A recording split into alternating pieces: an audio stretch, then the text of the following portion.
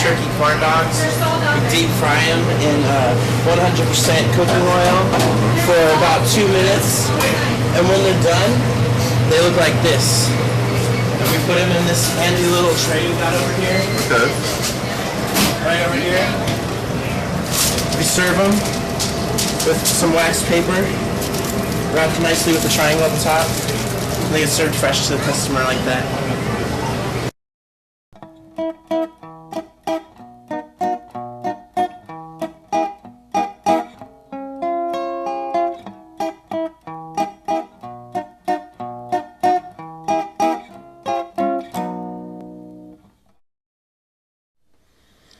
The sausage has gone through many transformations and over time has evolved from its original European roots into the indigestible pseudo-sausages that we have today.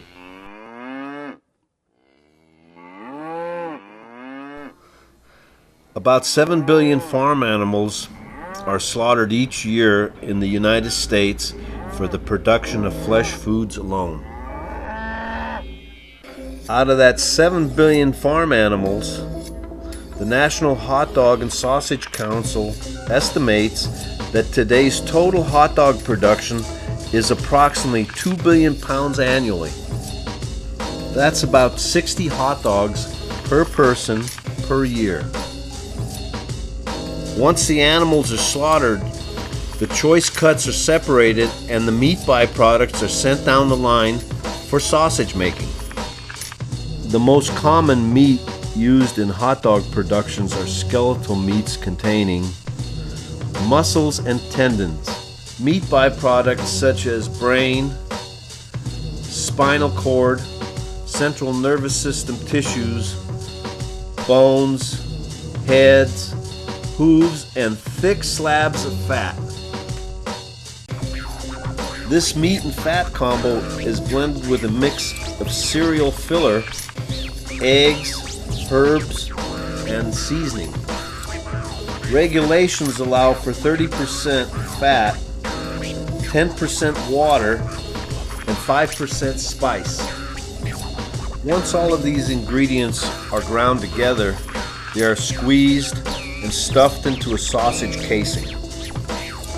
Modern day casings are generally made synthetically, but some butchers still rely on old-fashioned animal intestines. After they're stuffed, they're put into a pre-cooking cycle in which the dog is boiled for about 15 minutes before being packed, shipped, and sold.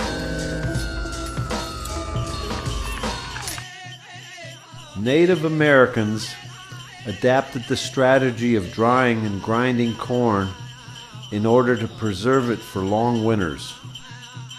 Cornmeal has been made in the same basic fashion for centuries. First, the corn is removed from its husk. Then the kernel is separated from the cob. Next, the corn is cleaned, dried, and stored. When it's ready, the corn is ground between two large, hot stones. Another main product derived from corn is ethanol.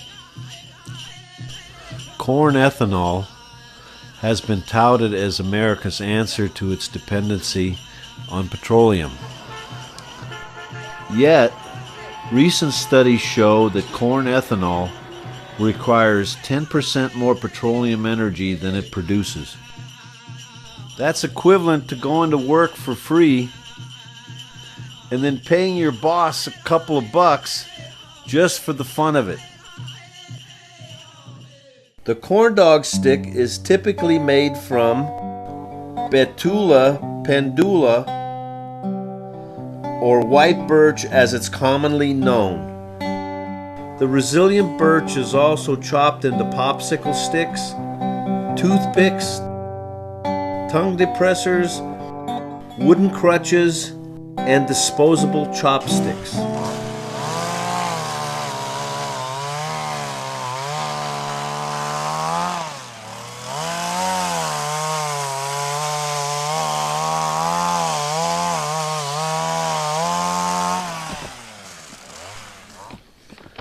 Over 2 billion wooden sticks are manufactured every year in order to keep up with America's love affair with food on a stick. If we lined all the sticks up, they would stretch out over 10 million miles. The corn dog has inspired a whole new generation of deep-fried delicacies, including such wonders as the deep-fried Twinkie and the deep-fried Oreo. The corn dog, a glorified leftover disguised and sealed under a crunchy layer of cake and mustard. An American icon.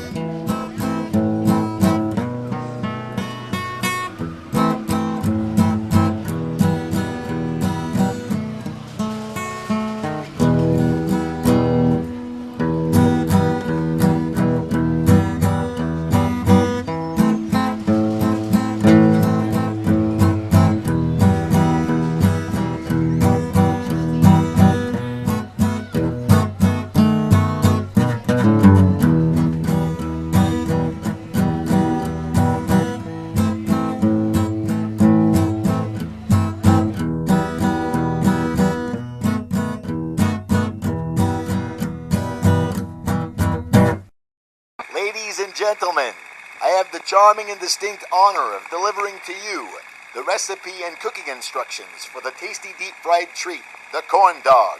It is very easy to prepare and only has a couple simple ingredients. First, you'll need hot dogs. Next, you'll need a simple cornbread mix, and these goodies will need to be deep-fried in a cooking oil of some sort. You should start by heating up your oil before you do anything. Try and get it up to about 350 degrees. Next, you'll want to slide a stick into the hot dog, like so. Do this correctly, and you'll be everybody's favorite uncle. The recipe on the box will ask for 3/4 of a cup. But remember, keep the cornmeal thick, so it will stick to the dog. After you've mixed the batter, you'll need to dip the dog, making sure to cover it entirely. Lastly, place it in hot oil. Allow it to cook and sizzle.